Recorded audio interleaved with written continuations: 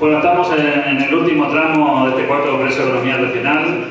Para aquellos que todavía tengan algún interés en participar en la cena anual del Club de la Libertad, va a ser mañana sábado 18 de noviembre, aquí en este mismo salón. Vamos a seguir seguramente escuchando a Rodrigo Telechea en ese espacio, también a Víctor Pavón de Paraguay y a Jörg Wiener de Alemania.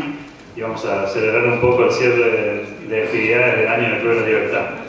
Y en el cierre de este cuarto Congreso de Economía Regional, sé que estamos todos muy cansados, fueron dos jornadas muy intensas, pero creo que también muchos de nosotros esperamos este momento para escuchar al doctor Ricardo López Murphy. El doctor Ricardo López Murphy, además de ser un economista muy prestigioso, un hombre al que probablemente le faltaron muy pocos votos para que la historia de Argentina hubiera sido diferente. Los que en aquel momento se equivocaron y vieron en el inocente Néstor Kirchner como una oportunidad, un hombre que podía sacar al país adelante, tenían otra opción. Allí estaba ese día para elegir el doctor Ricardo López Murphy en la boleta, quedó ahí cerca de esa segunda vuelta, otra hubiera sido la historia de la Argentina. Bueno, ya no podemos llorar sobre la leche derramada, pero sí podemos decir que el doctor Ricardo López Murphy siguió dando la batalla. Esta batalla en la que cree, la batalla cultural, esta visión de que tenemos que seguir discutiendo, debatiendo, analizando la realidad y fundamentalmente nos enseña con su ejemplo. Él sigue recorriendo la República Argentina, está en una provincia, en otra, todas las semanas está en algún lugar del país tratando de explicar lo que está pasando y tratando de que los argentinos reflexionemos sobre lo que nos puede pasar si no hacemos las cosas que tenemos que hacer. Nosotros en nombre del Club de la Libertad le queremos agradecer muy especialmente al doctor Ricardo López Murphy porque vino aquí a nuestro primer Congreso de Economía Regional. 3 años atrás estuvo sentado allí dando inicio al primer Congreso de Economía Regional y hoy está acá con nosotros cerrando el cuarto Congreso de Economía Regional. Así que, doctor Ricardo López Murphy, bienvenido, muchas gracias.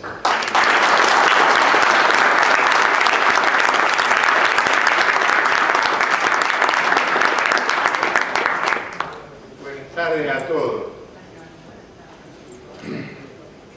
¿Cómo lo hago avanzar? Ahí por eso cortado con el último. Ok. Listo, gracias.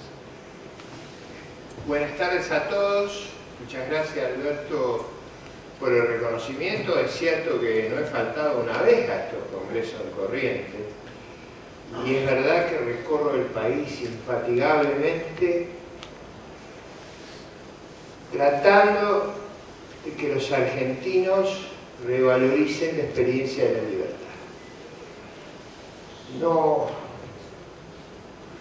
es mía la única experiencia en la historia de Argentina. Alberdi fue el gran ausente, Alberdi fue el gran constructor de nuestras instituciones y fue, como diría José Ignacio García Hamilton, el gran ausente. Vivió exiliado prácticamente gran parte de su existencia, probablemente el hombre más preparado e inteligente que tuvo la Argentina en el siglo XIX. Las instituciones de la libertad son instituciones que han dado en la historia de la humanidad la explicación al formidable progreso y prosperidad que el hombre contemporáneo vive. 200 años atrás, la miseria, las dificultades, el hambre, la postración eran la realidad de la humanidad. La realidad de la humanidad hoy es un mundo en una extraordinaria prosperidad, en un extraordinario progreso, sobre todo en un progreso donde los más pobres crecen más que los más ricos, básicamente, porque los que más crecen son la India y China, que eran los países más pobres, y donde las oportunidades se reproducen por doquier. En mi país, que fue y es, además del centro de mis afectos, un dolor muy profundo, porque yo participo de una generación que vivió su decadencia. La Argentina, allá por el gobierno de Marcelo Torcuato de Alvear en la década del 20, era uno de los 6, 7 países más ricos del mundo. es un fenómeno excepcional, habiendo logrado salir de la pobreza a mediados del siglo XIX y volverse uno de los países más ricos del mundo, haber logrado retroceder a ser, no digo un país pobre, pero un país de ingresos medios bajos. Creo yo que gran parte de eso se debió al abandono de las instituciones de la libertad, al abandono y al desprecio de las reglas de juego de nuestra Constitución, al abandono de las reglas de juego de una sociedad tolerante, al abandono de las reglas de juego de una economía de mercado. Esas iniciativas nos han costado muy caros, principalmente después de la Segunda Guerra Mundial. Creo yo que parte de ese fracaso es atribuible al entusiasmo que en muchas de las sociedades contemporáneas ha habido con el colectivismo, con el corporativismo. En nuestro país eso anidó muy profundamente, nos enamoramos de lo derrotado en la Segunda Guerra Mundial. Es difícil entender por qué nos pasó eso, pero nos pasó. Por esa razón, es casi ese afán misionero que les contó Alberto Meinamento. Si uno lo mira a la distancia, diría, este hombre ha perdido el quicio, se ha vuelto un misionero de la idea de la libertad. ¿Y por qué? Y bueno, parte de la explicación es que me siento responsable, como todos mis contemporáneos, como toda mi generación, de haber vivido esa decadencia. Y quisiera que mis esfuerzos de mis años finales sean para revertir eso, para no recurrir en el error, para no insistir en lo que fracasa, para no copiar lo que funcionó muy mal. Ayer, yo no sé si alguno tuvo oportunidad de ver, fui al programa de La Nación, donde el economista Maximiliano Montenegro me interrogaba.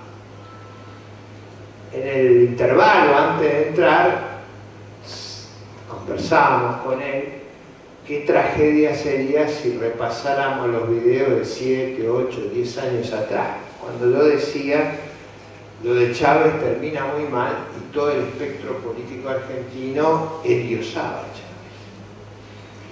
Entonces Montenegro me dice, no le vamos a dar el gusto de pasar los videos, no le vamos a dar esa ventaja. Y como no me dan esa ventaja, no porque yo vuelva a la vida agonal y a la competencia electoral, dice, yo que lo viví, que me acuerdo cuando todo el mundo idolatraba al chavismo y usted decía, esta experiencia va a terminar en una inmensa catástrofe. Ahora que ocurrió la catástrofe, le daríamos una ventaja inaceptable si la difundieran. ¿Sí? Ustedes saben que hay pocas cosas que se pueden corregir hacia atrás. Los archivos son feroces. Y los archivos, en mi caso, tienen esa ventaja, que es no mía, sino de una forma de ver el mundo, de una forma de valorar la libertad, de una forma de entender qué es lo que produjo en la historia de la humanidad ese extraordinario progreso que hemos vivido los últimos 200 años. Los últimos 200 años el mundo progresó más los últimos 100. Los últimos 50 han sido espectaculares. Y más aún, este año el mundo está creciendo a la tasa más alta de la historia. ¿Se acuerdan cuando Cristina decía que el mundo estaba muy mal? Ella trataba de explicar que el mundo estaba muy mal. En realidad, el mundo volaba. Lo que estábamos mal éramos nosotros. Y lo que hubiéramos estado si hubiéramos seguido con ella.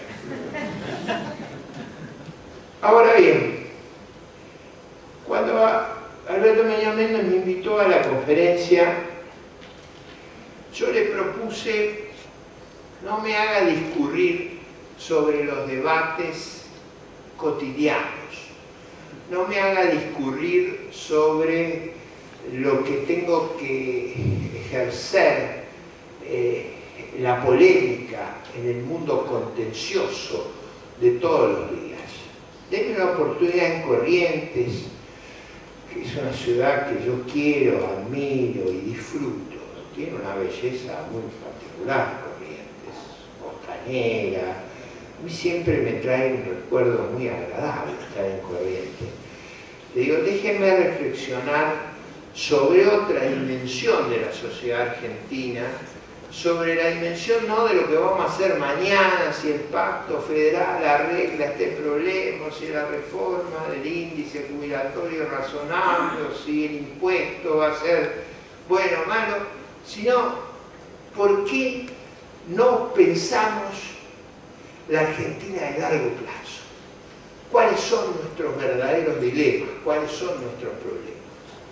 Así que, para cerrar el Congreso, lo que yo pensé hoy presentarles a ustedes es una reflexión que empieza en Corrientes, pero como dijo Medina Méndez, yo recorro el país. Si ustedes me siguieran por el país, me van a escuchar reflexionar sobre esto, porque me parece que hay una ausencia de narrativa en el país. Y lo voy a decir casi en términos freudianos, psicoanalíticos. Freud decía que todos estábamos enfermos. Hay distintos grados, algunos estamos muy locos. La cura que imagina el análisis psicoanalítico es que uno pueda construir una narrativa con la cual convivir. No vayan a creer que la narrativa del psicoanálisis es que usted pasa a ser un héroe. No. Es lo que usted fue, pero simplemente en la terapia lo que usted comienza a aceptar es su propia realidad. Ahí es cuando se cura. Porque cuando uno está enfermo, cuando no puede convivir con uno mismo. Y lo que nosotros vamos a hacer hoy es tratar de construir una narrativa de largo plazo de Argentina, que me parece que es el gran problema que afrontamos como sociedad y es nuestra gran demanda. ¿Cuál es el primer problema que tenemos? Hace 9 años que el PBI per cápita de Argentina no crece. 9 años sin crecer. Hay pocas sociedades y en particular nuestro país no ha vivido una situación similar en muchos años en la cual durante 9 años su ingreso per cápita no creciera. Es una situación extraordinaria porque nosotros, como yo les decía, tuvimos una decadencia después de la Segunda Guerra Mundial, pero esa decadencia, ¿qué significó? Significó que en vez de crecer al 2, 3, 3,5%, creciéramos al 1%. Bueno, ahora crecemos hace 9 años al 0%. Esa es la herencia. La herencia es que el país no crecía.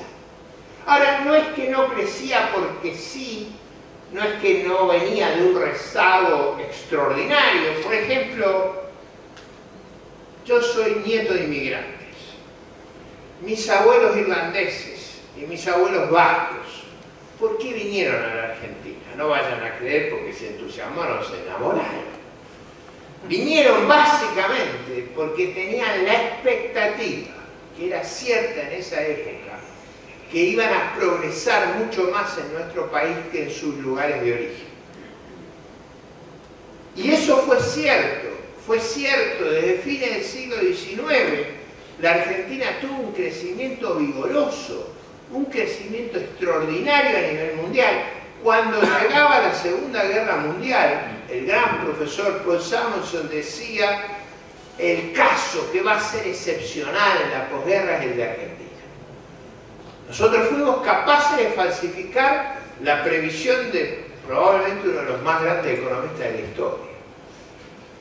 Tuvimos 70 años de rezago, y para dar una idea, esos países en los cuales vinieron mis abuelos tenían un ingreso per cápita parecido al nuestro. En el gobierno de Marcelo Torcuato de Alvear, en los 20, nuestro ingreso ahora es aproximadamente 40% del lugar de origen de mis abuelos. No es que estoy arrepentido, pero imagínense si el viejo Murphy se hubiera quedado en Irlanda y si el viejo López se hubiera quedado en las Vascongadas.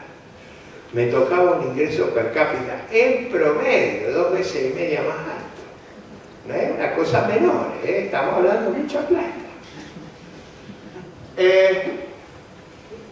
No es solo eso, hemos tenido 3 recesiones en los últimos años. O sea, tuvimos recesión en 2012, 2014, 2016. Año no electoral tuvimos recesión. ¿Cuál es el gran mérito que el presidente Macri se atribuye? Que a lo mejor el año que viene no hay recesión. Imagínense que un presidente, su mérito es que el año que viene no colapsamos. Es da una idea de a dónde hemos llegado en nuestras ideas. ¿Cuál es el problema en el fondo? En el fondo es que el país invierte poco. Invierte alrededor del 16% del PBI. Para que ustedes tengan una idea, déjenme explicarlo con cuidado esto, porque si entendemos esto, entendemos el problema de Argentina. 16% del PBI. Más o menos ustedes necesitan 12 o 13% para recuperar la amortización. O sea, lo que se desgasta, ustedes necesitan 12 o 13%. ¿Cuánto invierten neto? 3-4%. ¿Cuánto es la relación capital-producto? O sea, ¿cuántas unidades de capital necesitan por cada unidad de producto? 3:1. O sea, si invertimos 3, podemos crecer al 1, porque necesitamos 3 unidades de capital para poder crecer 1. O sea, el crecimiento del stock de capital es 1%. Ahora, ¿cuál es la tragedia de ese problema? La tragedia es que esos 3-4 puntos no los agarramos nosotros, los pedimos prestado al resto del mundo. O sea, pedimos prestado lo único que invertimos. A un país que es, imagínense una familia que todas sus adquisiciones las financia con deuda. En el largo plazo no tiene nada. No tiene nada. Ese es el problema. Ahorramos poco. Ahora, ¿por qué ahorramos poco? Básicamente, la falta de ahorro es que tenemos un fenomenal déficit fiscal. ¿Qué es el déficit fiscal? Olvídense de las explicaciones que escuchan todos los días. El déficit fiscal es quien se come los ahorros de la sociedad. Los ahorros de la sociedad o pueden ir a inversión o pueden ir a financiar el déficit. Es decir, en nuestro país la gente reemplaza las máquinas, la infraestructura, los caminos, los galpones, las construcciones, por bonos del Estado. A los bonos del Estado nos enriquecen individualmente. Si yo tuviera 10 millones de dólares de bonos del Estado, estaría muy bien. Ahora, en el conjunto, los bonos que tengo son los futuros impuestos que ustedes van a pagar. En el conjunto, los bonos no son riqueza. Cuando ustedes invierten en una máquina, en un galpón, en un tractor, en una infraestructura, eso es riqueza. Los bonos no son riqueza individual, no son riqueza colectiva. Ese gran absorbedor de ahorros es el déficit fiscal. En el fondo, la deuda pública significa mayores impuestos.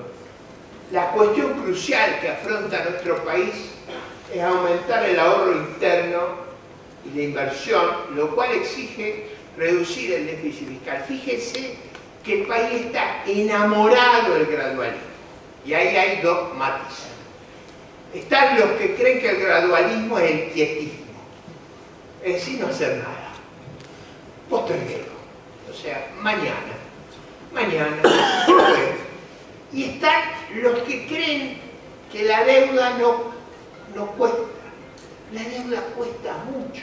El gradualismo, una explicación que es importante entender, el gradualismo es mucho más costoso que enfrentar los problemas de frente. ¿Por qué? Y esto es importante entender. Muy importante. En el gradualismo, en el proceso de corrección, usted se está endeudando.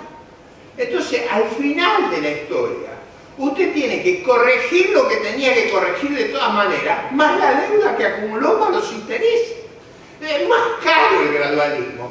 Ahora, en nuestro país, si usted le pregunta masivamente a la opinión pública, ¿Usted qué prefiere? ¿Enfrentar los problemas de raíz o ser gradualista? Todos dicen gradualista. O sea, el procedimiento es más caro, es más gravoso, el que genera más desempleo, el que genera menos inversión. Digo, hay algo. Yo por eso siempre tomo agua mineral. Yo creo que es un problema del agua. O sea, yo creo que usted toma agua de la canilla y empieza a decir disparate. Es lo que ocurre en nuestro país, o sea, se repiten los disparates. No es un disparate, no es que uno original, un político, un comunicador, un periodista, no, se repite sin ningún criterio. Esta idea de que el gradualismo es mejor que enfrentar los problemas de una vez. Y a veces es inevitable el gradualismo, pero no es bueno por sí. O sea, hay que ver cada circunstancia.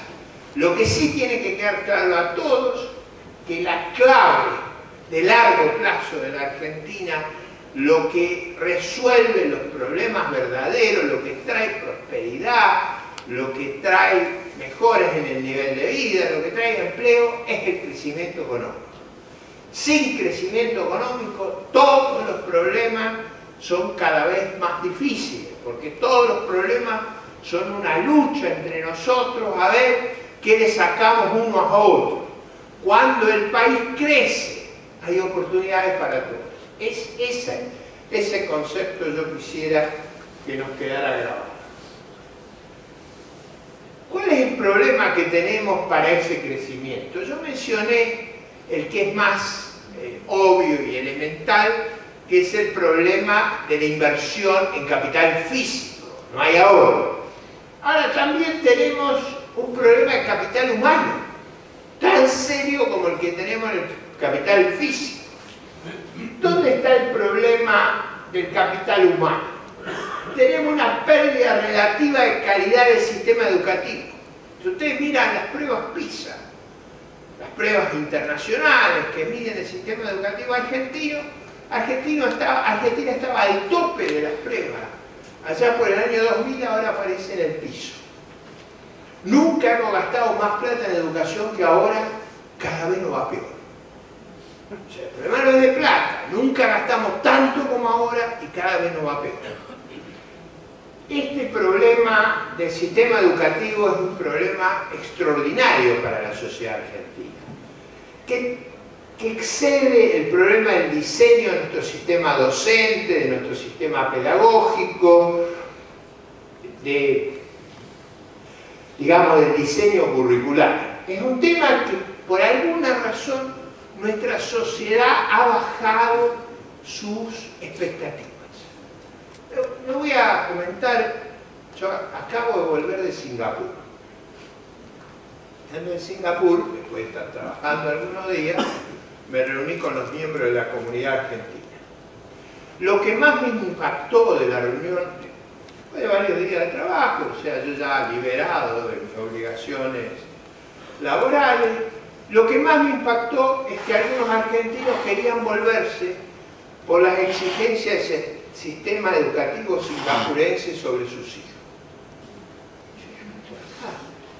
Acá estamos todos pensando mal. O sea, yo me sentía tan incómodo en esa cena que no sabía qué hacer. Digo, estáis hablando de gente de 35 o 40 años que sus hijos estaban entrando al colegio. Usted no sabe lo que es el nivel de exigencia. Pero ¿qué es exigencia? Sus hijos, si no la hacen acá, la van a tener que enfrentar en el mercado mundial. O sea, van a tener que competir con los singapurenses. Si ellos se entrenan de esa manera, si ellos se preparan de esa manera y los nuestros no se preparan, vamos a tener una pérdida imposible de subsanar. Y digo, acá hay un tema cultural. Hay un tema cultural, porque cuando usted ve catástrofes educativas como la de Santa Cruz. En Santa Cruz ocurrieron muchas catástrofes. Pero imagínense una población estudiantil que no va a clase. No va a clase. Es decir, su gobernadora está de vacaciones en Europa, pero no va. Es una catástrofe irreversible. Esos días no se pueden volver, no hay vuelta atrás. Usted tiene que hacer el esfuerzo de educarse, y el número de horas que los chicos nuestros van a la escuela es un número extraordinariamente bajo por estándares internacionales si tuviéramos todos los días de clase. Además tenemos las huelgas. Entonces, digo, yo llamo la atención sobre este problema, pues fíjense, no sé si ustedes han percibido en los diarios, uno de los problemas para acelerar la inversión en infraestructura es que las empresas no consiguen personal capacitado. Esto es un tema dramático, o sea, nosotros tenemos mucho desempleo, tenemos muchos lugares que demandan trabajo y tenemos mucha gente que busca empleo, pero no hay matching ahí, no hay... En una época yo iba a bailes que había unas chicas bárbaras, ninguna quería bailar conmigo. O sea, un tema, ese matching es complicado. O sea, no es que usted esté libre y del otro lado esté libre. Además de estar libre del otro lado, tiene que hacer matching con usted. Y nosotros tenemos ese problema en el mercado de trabajo, en gran medida por este déficit de capital humano, que viene de hace tiempo, se va agravando y que es un tema al cual le tenemos que dar una extraordinaria importancia. Por ejemplo, el fin de semana, en un artículo de Fondo de la Nación, salió el drama del sistema educativo más grande de América Latina, que es el sistema de la provincia de Buenos Aires. Hay 1000 escuelas con menos de 2 o 3 alumnos. Imagínate, escuelas donde hay profesores, directores, maestros, pero hay 2. Un sistema disparatado. No en nuestras provincias más rezagadas, en la provincia de Buenos Aires.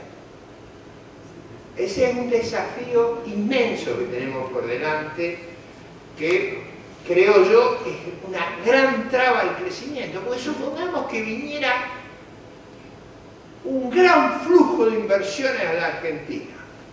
La primera traba que tendríamos es encontrar los trabajadores. No porque no haya gente que no esté dispuesta a trabajar, sino porque no la hemos calificado para que pueda trabajar. Es por eso que el tema yo creo que la única solución a eso es enseñarles desde el trabajo. Ahora, eso es una cosa que no ocurre en los demás países. En los demás países usted va a trabajar porque sabe trabajar. Acá hay que contratarlos para enseñarles a trabajar. Por eso la reforma laboral que propone el gobierno es absolutamente alejada del problema que nosotros tenemos. Nosotros tenemos que crear una institucionalidad laboral que les permita a las empresas hacer la tarea educativa y de entrenamiento que no se hace en el sistema educativo. ¿Me entienden? Es otro marco el problema que tenemos. Es otra realidad. Bueno, el tercer problema que tenemos, que se ha agravado enormemente, es la menor participación de la sociedad en el mercado de trabajo.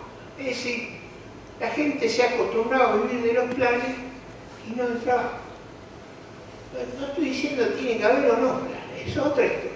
Yo digo, el dato objetivo que hay es que la cantidad de gente que está dispuesta a buscar trabajo ha bajado en la Argentina. Y ese problema es un problema muy serio.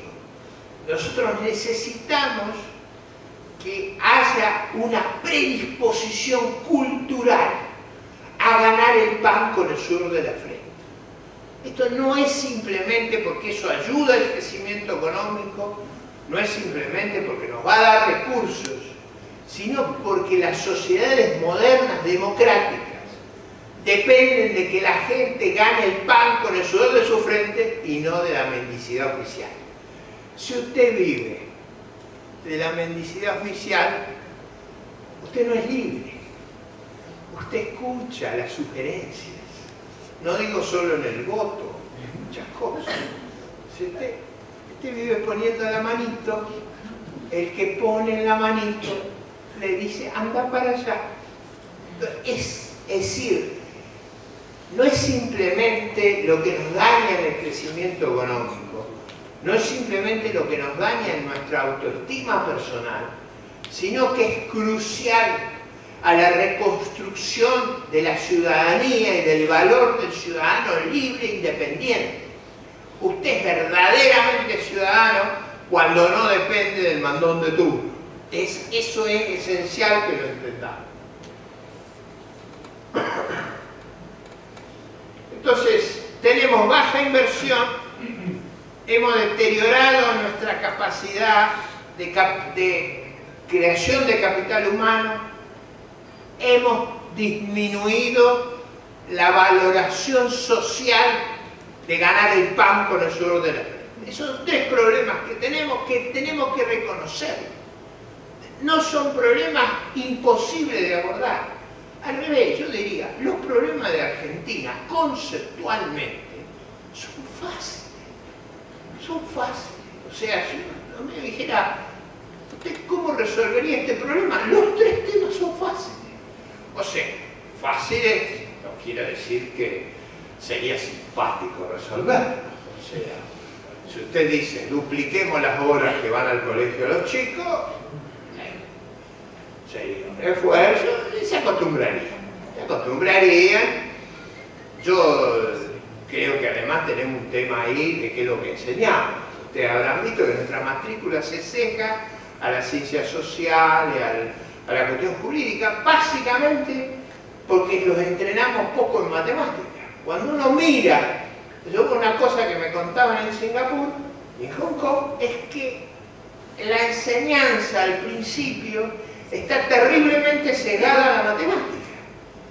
Entonces, claro, cuando usted lo entrena en matemática, estudiar ingeniería, física, todo eso le gusta.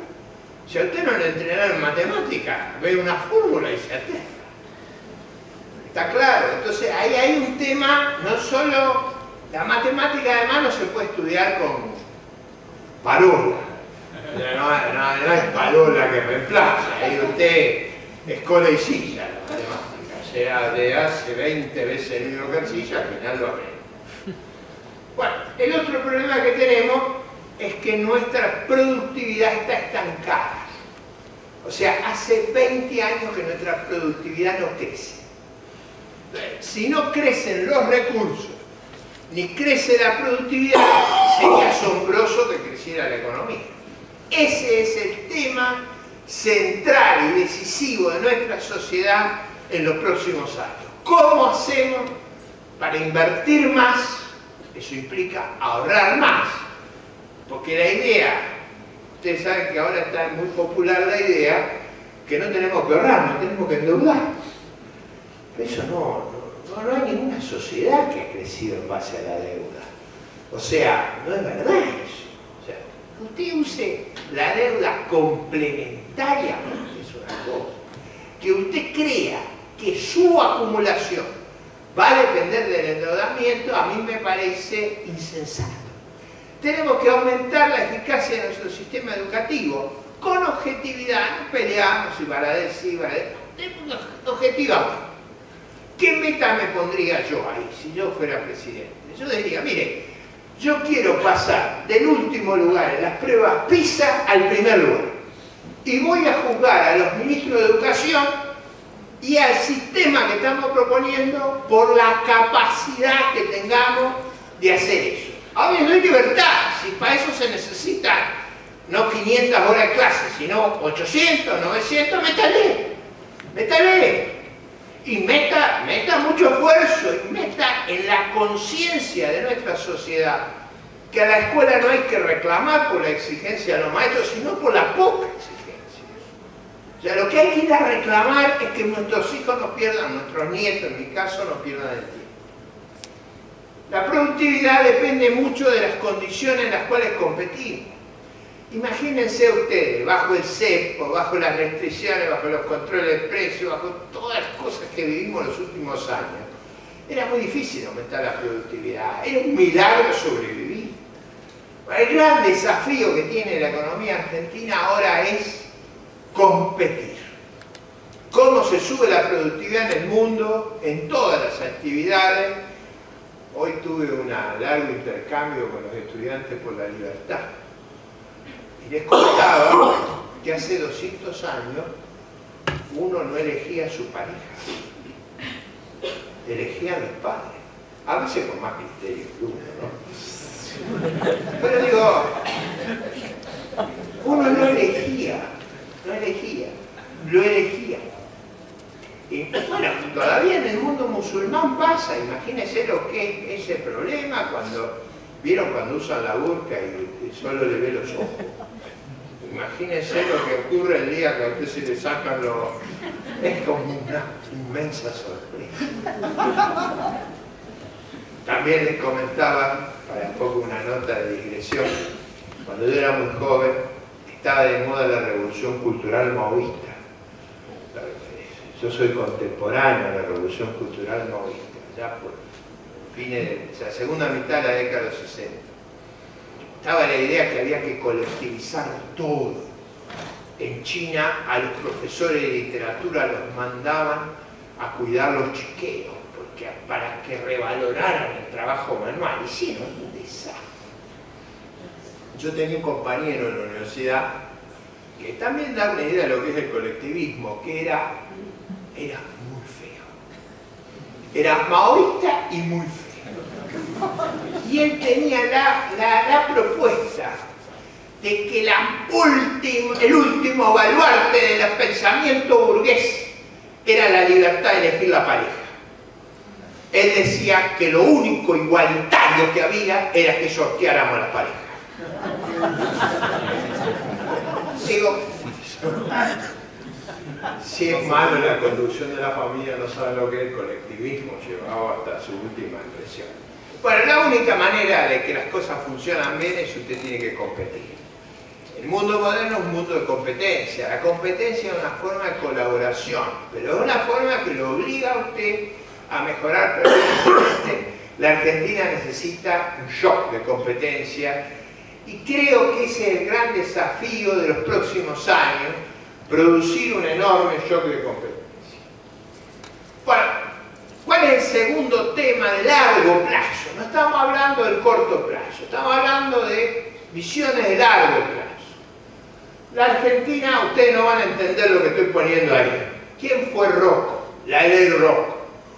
Rocco fue el ministro de Trabajo de Mussolini. Rocco fue el que inventó el sistema sindical que nosotros copiamos a fines de la Segunda Guerra Mundial. El sistema del unicato sindical. El sistema que no tiene ningún otro país del mundo. Ese sistema que produce esos sindicalistas que ustedes vieron que es como una posesión hereditaria. A Moyano lo sucede el hijo.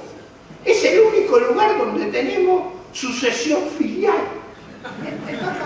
Imagínense que los gobernadores de aquí decidieran que su sucesor sería su hijo. Sería mucho cambio. Eso pasa en el sindicalismo masivamente. Ahora, ¿por qué eso pasa?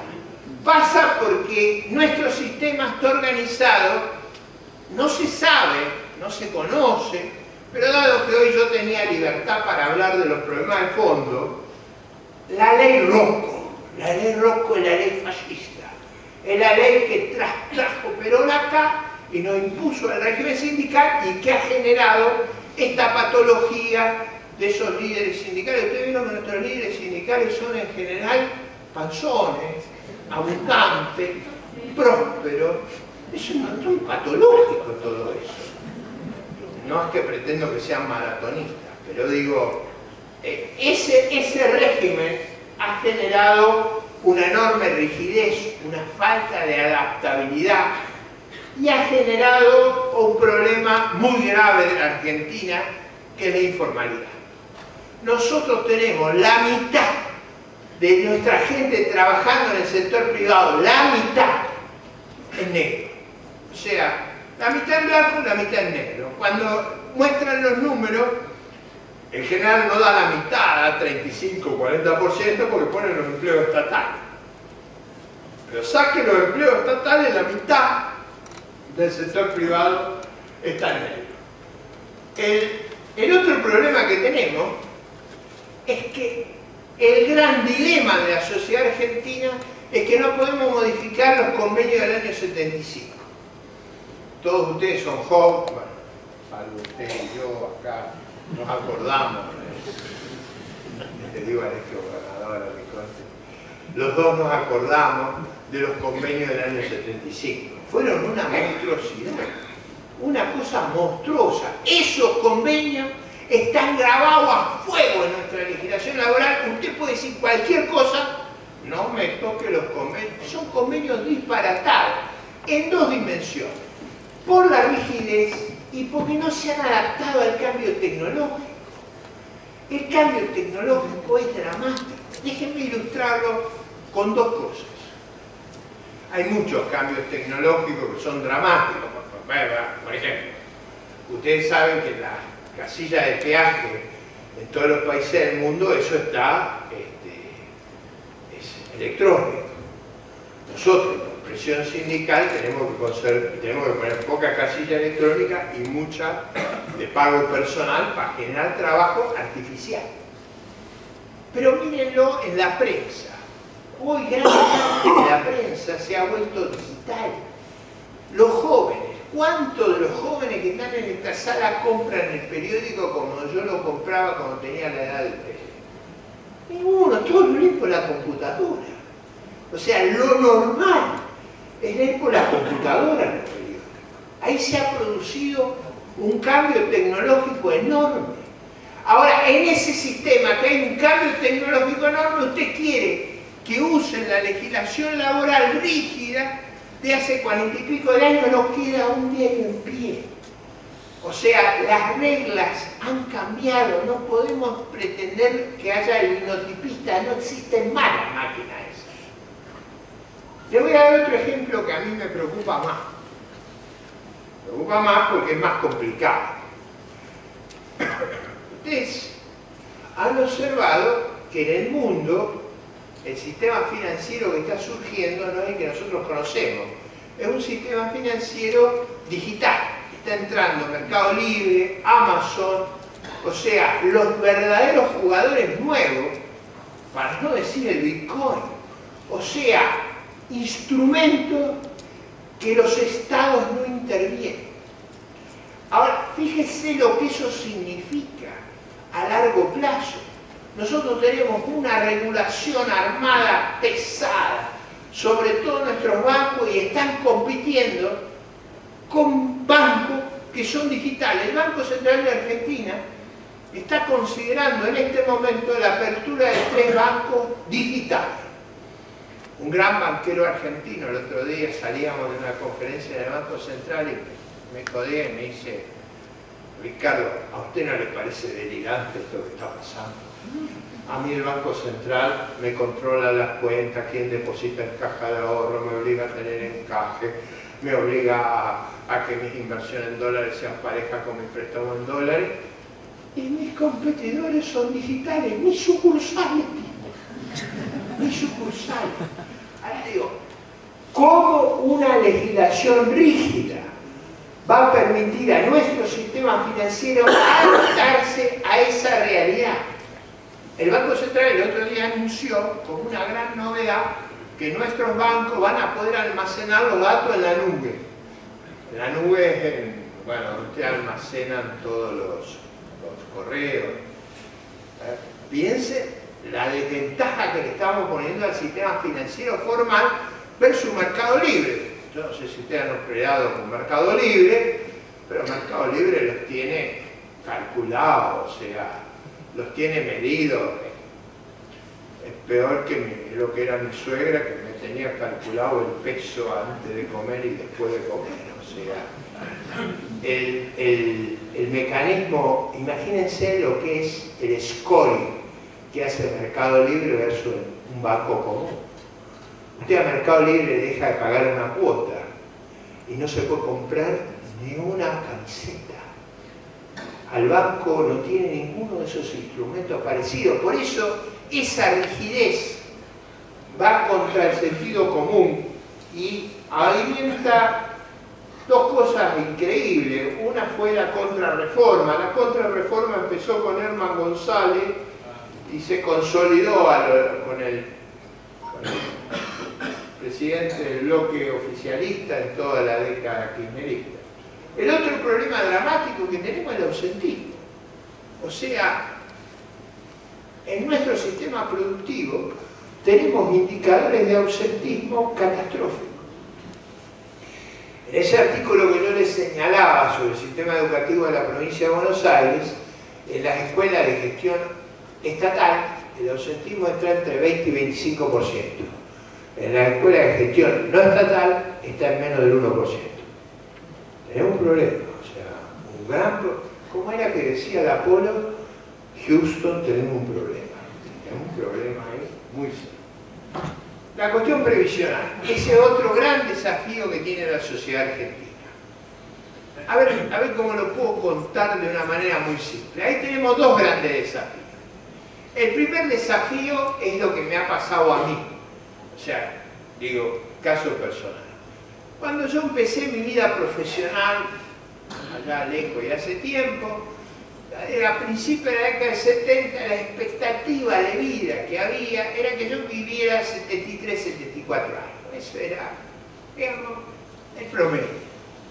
No podía estar un poco más, un poco menos, pero eso era lo normal.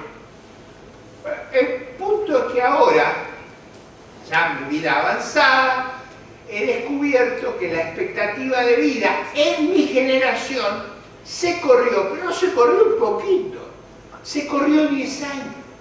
O sea, hoy la expectativa normal, el promedio, es que uno viva 84, 85 años. Cuando usted hizo su plan de vida con la expectativa que iba a vivir 73, 74 años, usted ahorró para un periodo. Si se le alarga la expectativa de vida, los ahorros no alcanzan. ¿Está claro? O sea, ¿qué implica eso a nivel mundial? A nivel mundial implica un cambio dramático que hay que entenderlo.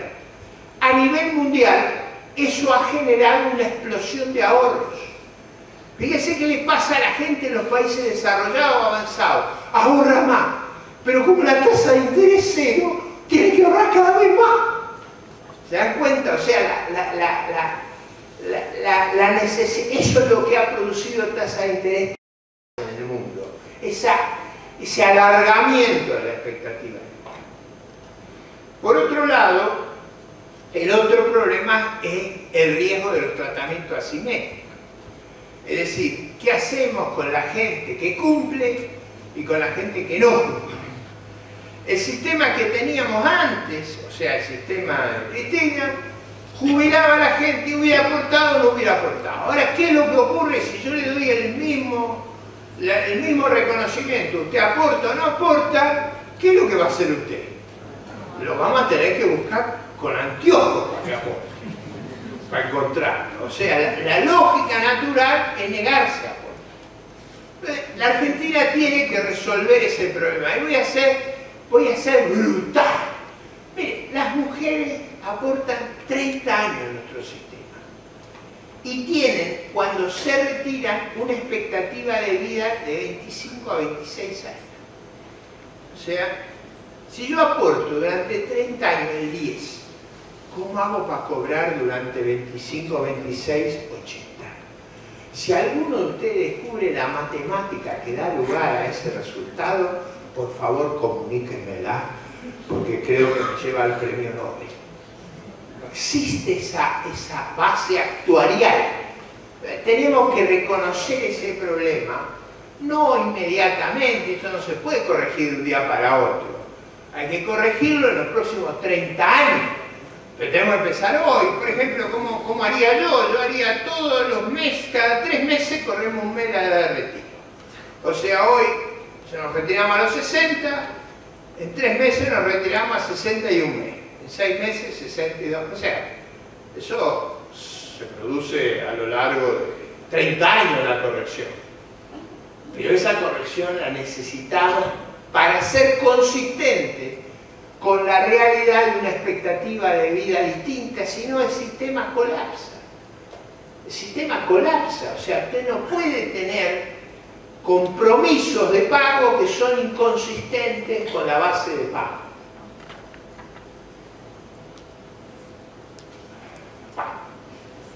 Y me olvidé el caso que falta, en la patología de nuestro sistema político. ¿Usted puede entender por qué Zaffaroni cobra 400.000 pesos de jubilación? Gil Carbó se va a retirar con 380.000 pesos de jubilación. Yo digo, ¿qué nos pasa? ¿A quién se le ocurrió ese disparate? O sea, ¿por qué le tenemos que pagar a alguien 60 veces la jubilación? Mira, pero ¿a quién se le ocurrió ese disparate? No estoy diciendo algo de personajes que no conocemos. Son dos personajes cuyas jubilaciones están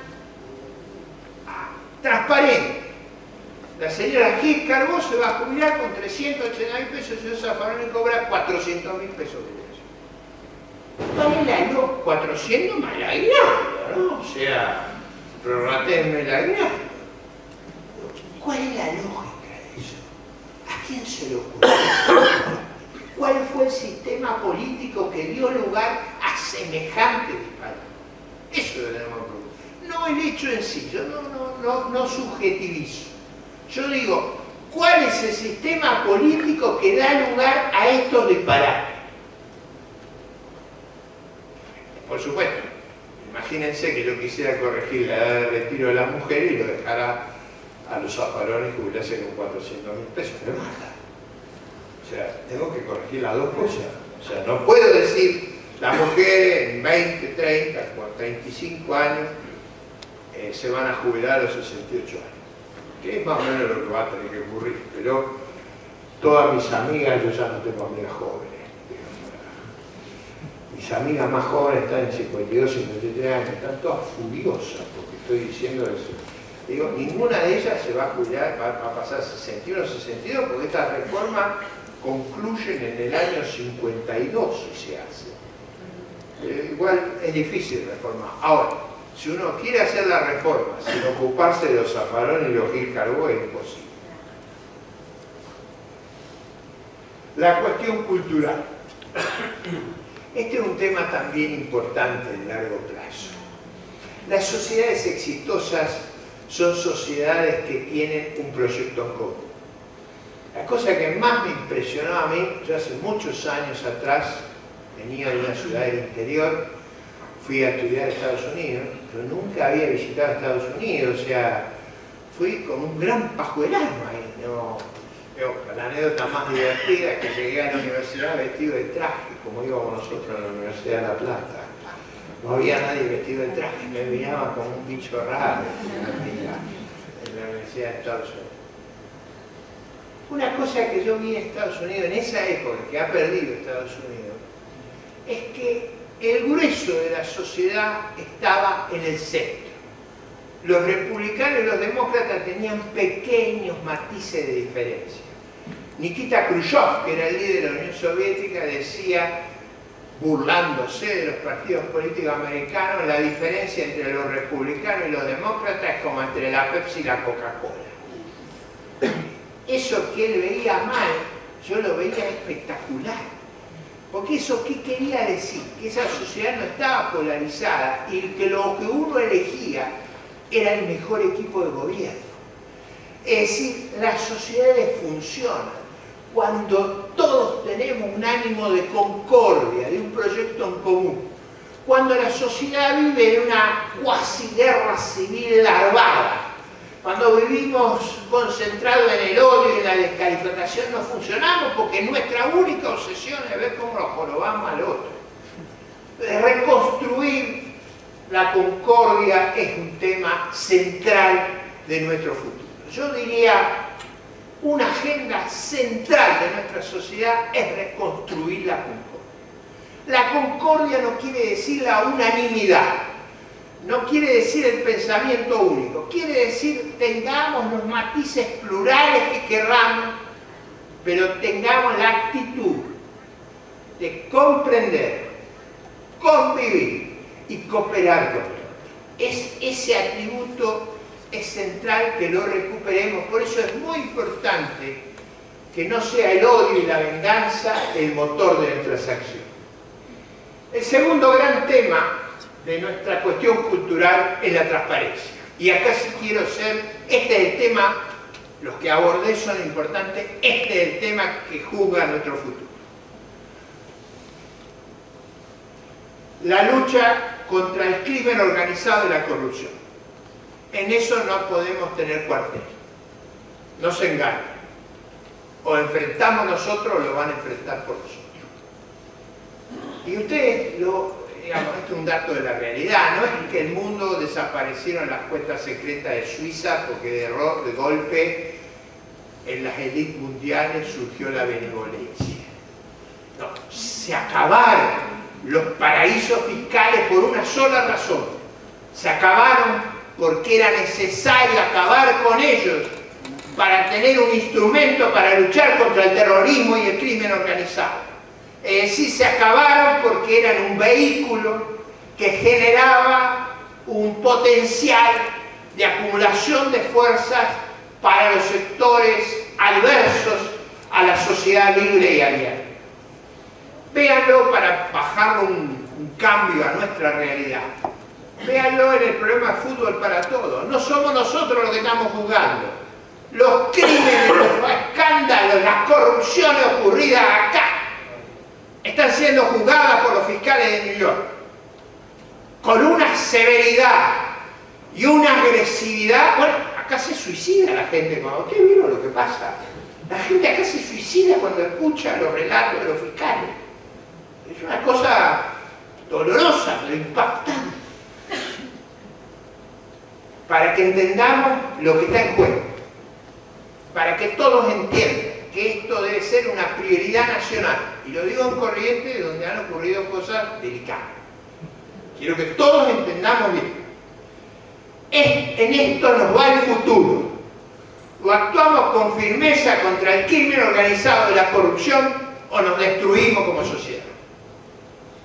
Lo tenemos que hacer, nos guste o no nos guste. Y les voy a dar un ejemplo del nivel de severidad mundial que hay. Y lo pueden leer hoy en el diario La Nación. Ayer, 5 veces,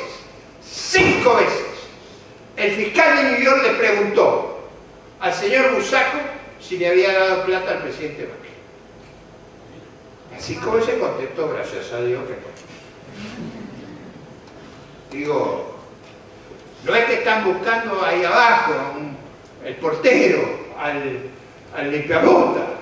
Están buscando las cabezas. Entonces, al revés de lo que mucha gente piensa, la lucha contra la corrupción y el crimen organizado ha pasado a ser la clave de nuestra subsistencia como nación independiente. Porque si no lo hacemos nosotros, lo van a hacer por nosotros. Y va a ser humillante, degradante y destructivo. Por eso ese tema es un tema crucial para nuestro futuro.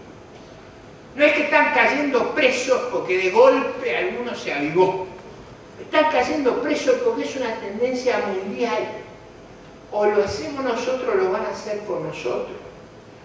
¿Me entienden? Este es un tema muy vital para que nuestro liderazgo lo registre. Vamos a tener que ser honestos, nos guste o no nos guste. Nos parezca bien o nos parezca mal. No hay viabilidad porque el mundo no soporta la complicidad de la corrupción con el narcotráfico, con el terrorismo, con los riesgos sistémicos contra las sociedades modernas. Por eso, el futuro nuestro, si ustedes me dicen, es la inversión, es la inflación, es la educación, es la competencia, todo eso es cierto. Yo diría, yo voy a saber cuán en serio va la Argentina cuando empiece la investigación de Odebrecht. En Brasil está preso buena parte del liderazgo político brasileño. Entendamos una cosa, Odebrecht era un instrumento. El fenómeno corruptor fue el Estado brasileño. Una política de Estado. Usaron las empresas brasileñas para comprar a opositores y oficialistas, para hacerlos socios del proyecto brasileño y subordinarlos. Por supuesto, a mí mejor lo que recibían. En Perú hay 3 presidentes presos, incluso la esposa de uno de ellos. Así que ahora esto es muy poderoso. Como me dijo un político peruano, dice, no sabes cómo se están cuidando a los políticos. La mejor custodia son las mujeres. Desde que está presa la esposa del presidente, las mujeres se ocupan que las cuentas estén transparentes. Como lo vemos, que van presas hasta las mujeres.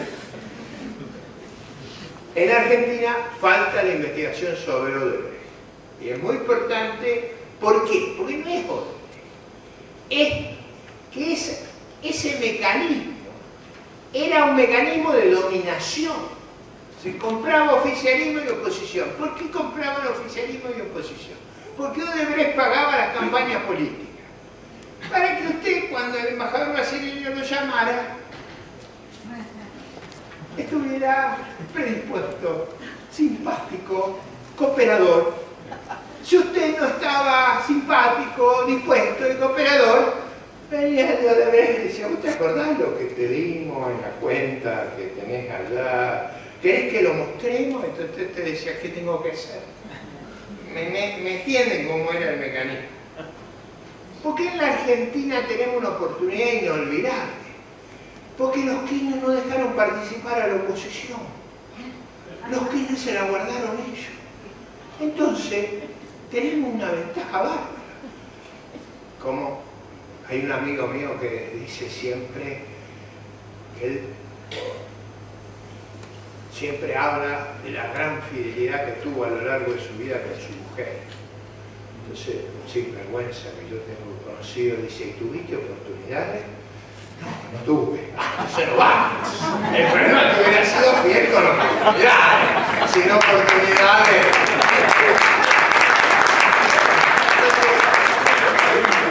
Yo no sé si nuestro sistema político hubiera resistido los cañonazos de 5 o 6 millones de dólares de los opositores en condiciones normales. Pero como los Kirchner los bloquearon, tuvimos una profilaxis. Así que dada esa profilaxis, yo diría: manos a la obra y actuemos. Es muy importante que estos temas no queden ocultos. Es muy significativo, porque a medida que quedan ocultos se van armando problemas más grandes. Porque ¿cómo hace usted para ocultar? Tiene que arreglar con los jueces para que el tema se postergue, se esconda, y se va haciendo una pelota que cada vez más difícil. Cuanto antes enfrentemos el problema, más fuerte vamos a ser como sociedad, y espero que todos hayan entendido lo que está en juego. Bueno, el tema educativo lo traté. Dos temas que yo quisiera mencionar que me parecen muy importantes para el futuro. En el sistema educativo lo que quería hacer énfasis es que en nuestro país no hay exámenes. O sea, cuando yo era joven, muy joven, para usted entrar al secundario daba examen. Y era un examen tremendo, ¿no? Era un trabajo, lo digo para que sepan la verdad. Muy estudioso, fui abanderado de la escuela primaria, era terriblemente estudioso. Nunca aprendí tanto como en los 2000 ejercicios que tuve que hacer para ingresar al secundario a un colegio de gestión estatal. O sea, si usted sacaba una nota muy alta, podía elegir turno, colegio, idioma. Entonces nos preparábamos como locos. Cuando entré a la universidad me tocó un curso de ingreso que hasta descubrí la belleza estética de las matemáticas. Es una cosa extraordinaria. Una cosa es aprender matemáticas, otra cosa es deleitarse con la belleza estética. Tuve profesores que no había tenido en el secundario, que hacían unas demostraciones que a mí me fascinaban. Pasamos 2 de 50, digo, así era el sistema. Hoy, nuestros chicos no estudian. ¿Qué hacen los chicos de 5º año de todos los países vecinos? Están todos preparándose para la prueba de fin del secundario que determina si van a ir al mundo laboral, a la universidad, a qué universidad van a ir, acá, en Corea, en China, incluso en Siria, en plena guerra civil, se preparaban para el examen de 5º año. ¿Qué hacen nuestros chicos de 5º año? Se preparan para el viaje de fin de curso. No, pero reconozcan este problema cultural que tenemos. Tenemos un problema cultural. Nos parece lógico eso. La reforma del sistema electoral. Nosotros necesitamos cambiar el sistema electoral. Nuestro sistema electoral es muy anacrónico, genera muchas patologías. A mí me parece que una reforma hacia la lista, digamos, la boleta única, no es muy difícil y eso cambiaría dramáticamente el problema de funcionamiento de nuestro sistema electoral. No voy a abundar en las transferencias judiciales y el sistema judicial porque me ha tomado demasiado tiempo, pero la clave que tenemos por delante es ¿cuál es la clave para que seamos exitosos en el largo plazo? Es devolverle legitimidad y representatividad a un sistema político que está muy dañado. Tenemos que volver a creer en la política como nuestro vehículo, como nuestro representante. Tenemos que sentirnos orgullosos. Yo hablo con buena parte del país. Lo que más me deprime en las conversaciones es que cuando hablo con buena parte del liderazgo civil de nuestra sociedad, tienen una opinión pésima de nuestros gobernantes. Y no estoy diciendo gobernadores, estoy diciendo intendentes, concejales. Nosotros hemos tenido un gran deterioro de la calidad del sistema político. Tenemos que reconstruir el sistema político. Y tenemos que darle legitimidad y representatividad. Quizás ese es un gran canal que cree las condiciones de gobernabilidad que nuestra patria requiere. Les agradezco que me hayan prestado atención. Les pido que reflexionen sobre lo que les he dicho. No va a resolver ninguna de las discusiones de corto plazo que tenemos.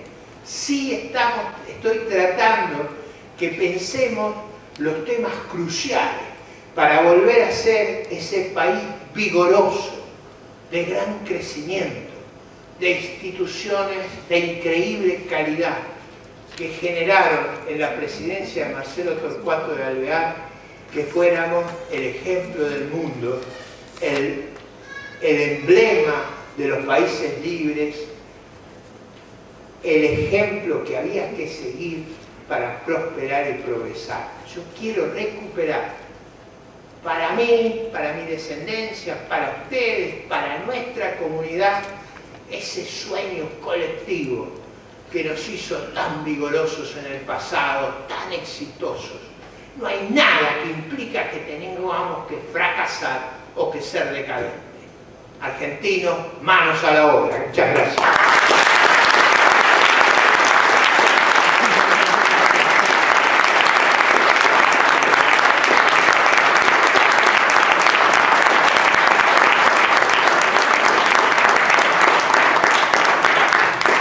Siempre, si quieren hacer alguna pregunta, tratemos que sean preguntas y no reflexiones, aprovechémoslo a Ricardo y a sus conocimientos. Juan Pablo. Una pregunta, si usted cree, con respecto a que decía que la lucha... Sí, cuando se refería a la lucha contra el crimen organizado, que tiene la teoría de que o lo hacemos nosotros o va a venir alguien a hacerlo por nosotros, yo en algún momento pensaba algo parecido, pero dígame, ¿por qué no ocurre en Venezuela, por ejemplo? Estoy esperando y observo... No, a ver.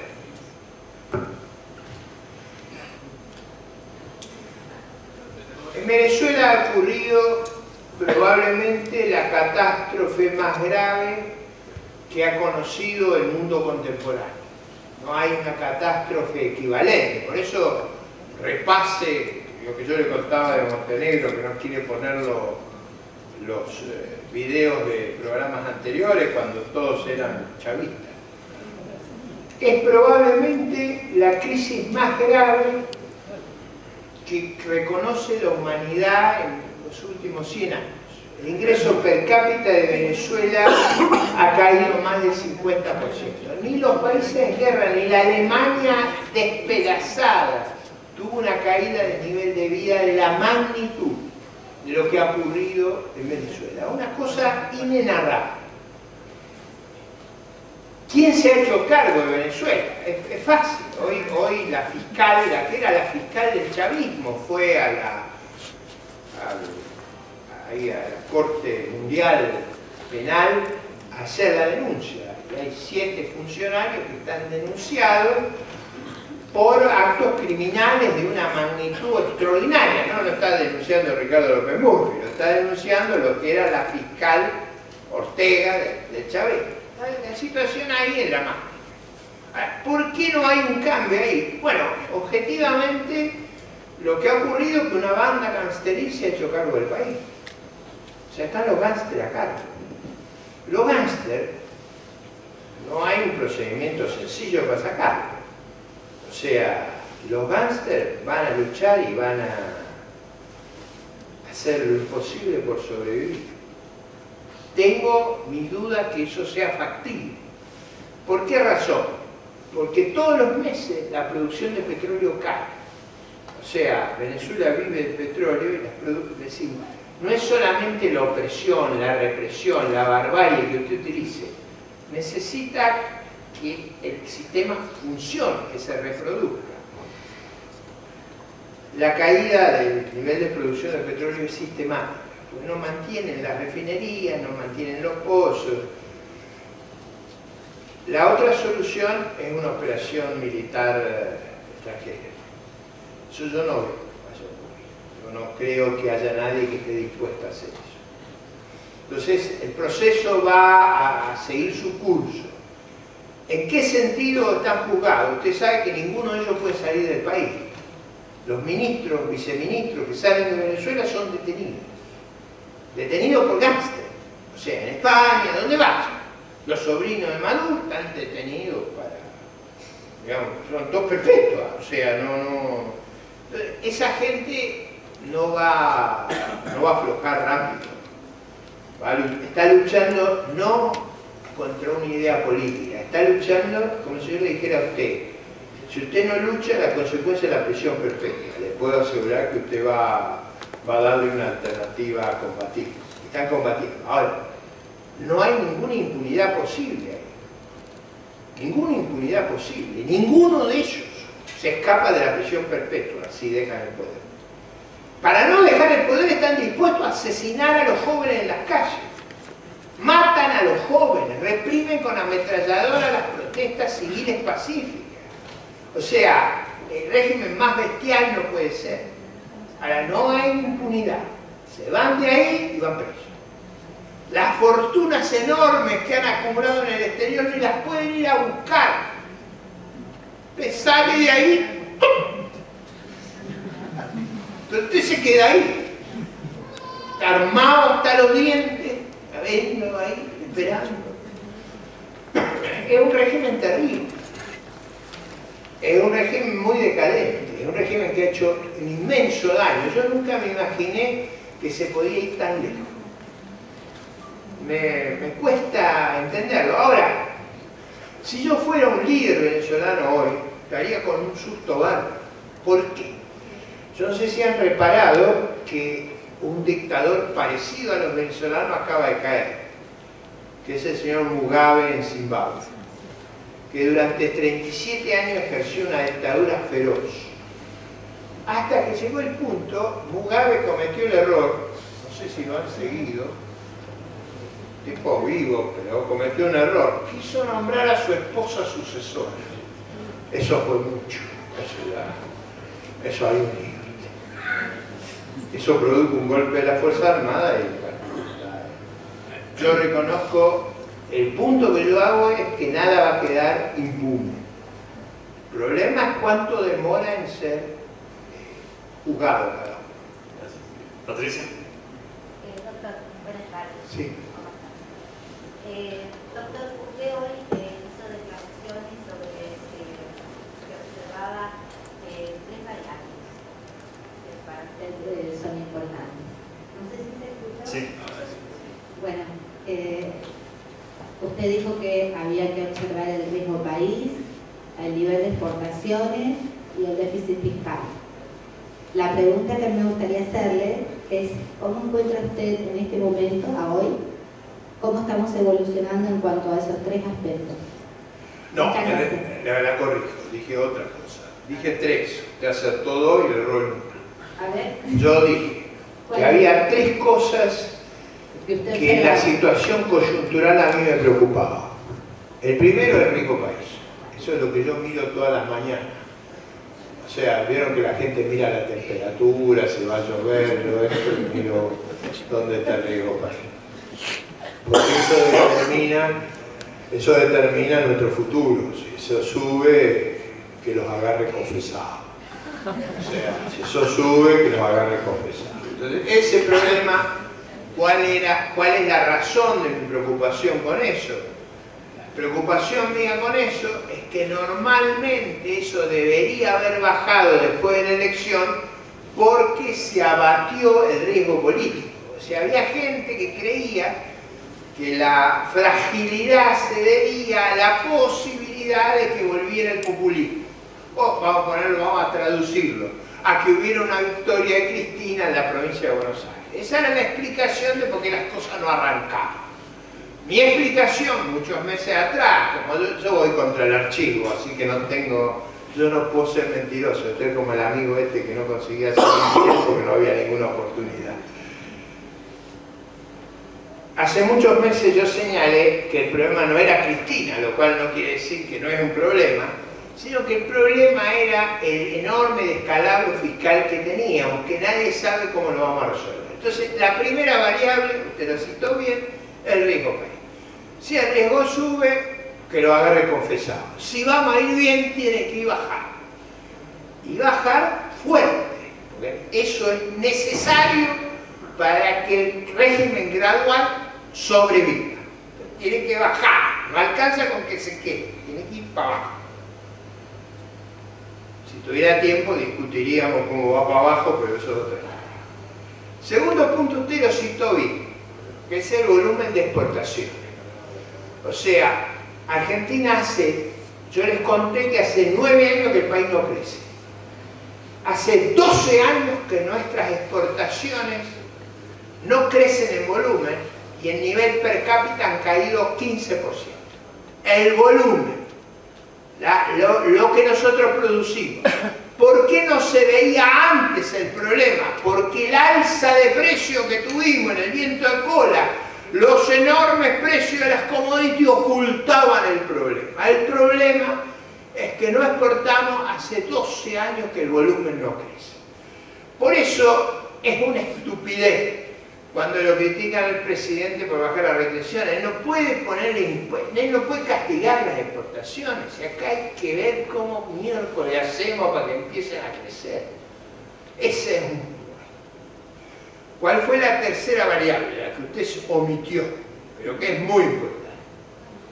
La tercera variable es si las cosas van bien, la inversión extranjera va a volver. Tiene razón, disculpe. No, eso Inversión extranjera casi siempre, no lo tome como una arrogancia.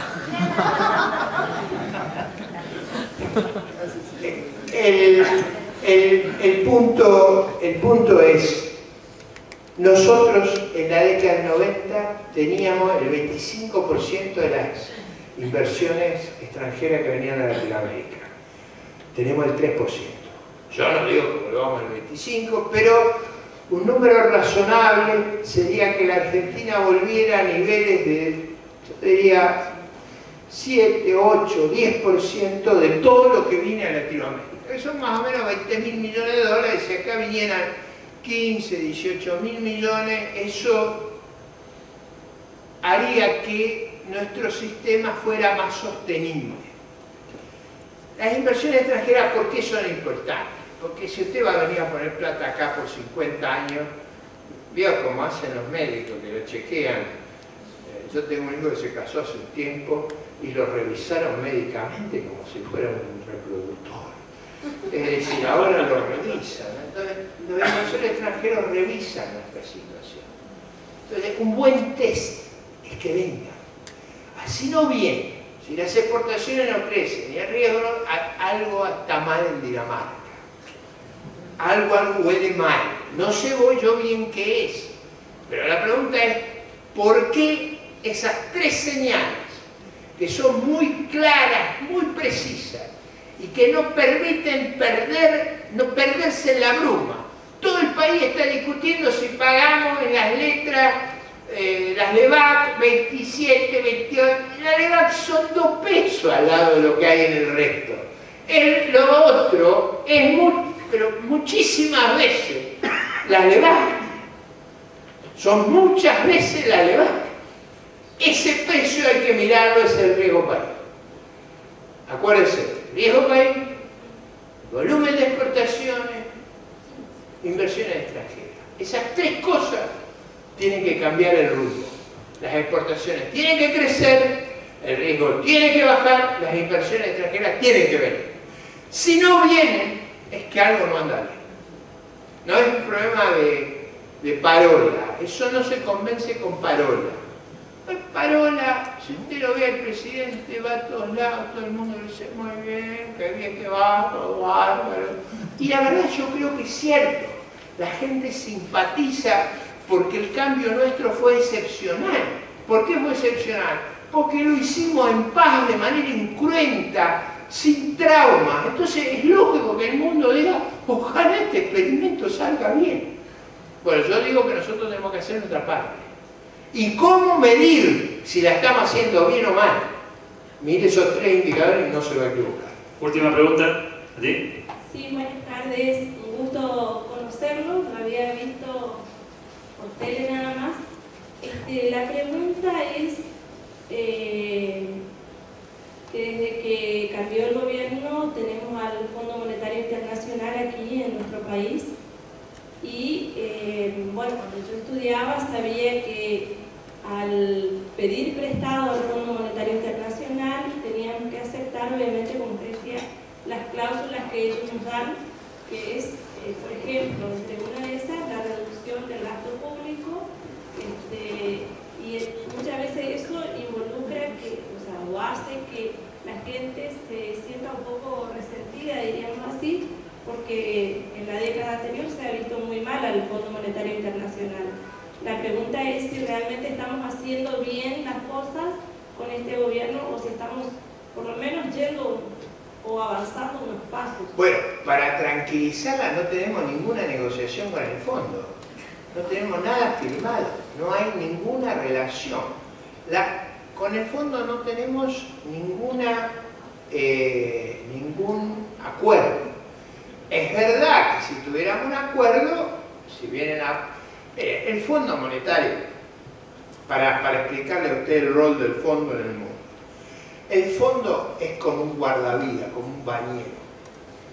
Cuando usted se está ahogando, el único que se tira a salvarlo, el único que se tira, porque los otros se escapan, son los del fondo. Ahora, ¿ustedes han estado alguna vez en un salvamento, en un Mar del Plata, en algún lugar donde los bañeros van masivamente? No ahí cuando está en la primera ola, sino cuando están a 200, 300 metros. ¿Han estado alguna vez? Bueno, yo les voy a contar cómo es. Llegan los más jóvenes nadando a toda velocidad para sostenerlo. Y luego llegan los más viejos, los bañeros más viejos, los más gordos, los más pesados. Y cuando llega el más viejo, lo primero que hace, le pega un ñoque a usted, y ahí le enjaretan el salvavidas. Nunca hay salvamento sin piñazo. O sea, digo, usted no es. El piñazo es para ayudar a poner el salvavidas. Otros creen que es para que usted no lo vuelva a hacer. O sea, es distinta interpretación. Pero el piñazo no se lo evita de ninguna manera. Con el fondo, si usted acuerda y lo obliga a tirarse a la pileta, le va a decir, bueno, yo te voy a dar una dieta que me voy a asegurar que colesterol no tenés, ni diabetes tenés. Nosotros no tenemos ningún acuerdo con eso. ¿Qué tenemos sí que no teníamos antes? El Fondo Monetario visita a los 200 países que integran su... El fondo es una dependencia de las Naciones Unidas, que el fondo visita a los 200 países todos los años, una vez por año, para ver la calidad de las estadísticas. Durante 10 años no lo dejamos entrar porque trampeábamos con todas las estadísticas. Ahora el gobierno lo deja venir porque no trampea. Pero no hay plata del fondo. No tendríamos este déficit si el fondo estuviera por acá. O sea, vamos a ser francos. Si el fondo estuviera por acá, este déficit no estaría. Digo, eso no se arriesgaría. Es como si usted dice, vaya a salvarlo, pero nade para adentro. ¿No? Digo, imagínese que el gordo que viene con el salvavidas al final, en vez de darle el piñazo, le digo, seguí para afuera, seguí para afuera. No, no. El fondo dice, vení para acá, te voy a poner salvavidas y vas a ir mansito como no te imaginas. Está claro cómo es el mecanismo. Nosotros no tenemos ninguna negociación con el fondo, lo único que sí hay ahora es que al igual que los 200 países del mundo lo dejamos entrar, que antes no lo dejábamos entrar porque ocultábamos los datos, que trampeábamos con todos los números. Entonces, como, ¿qué pasaba? El gran drama que tenía Argentina, yo no sé si ustedes han visto, el fondo tiene todas las estadísticas mundiales, un libro así de grueso. Usted miraba los cosos y al lado de Argentina aparecía un asterisco. Era el único país que tenía un asterisco que decía que las estadísticas no son confiables. Es como si usted dijera, tenga cuidado que estos son tramposos. Una cosa insólita. Bueno, muchas gracias. Muchas gracias.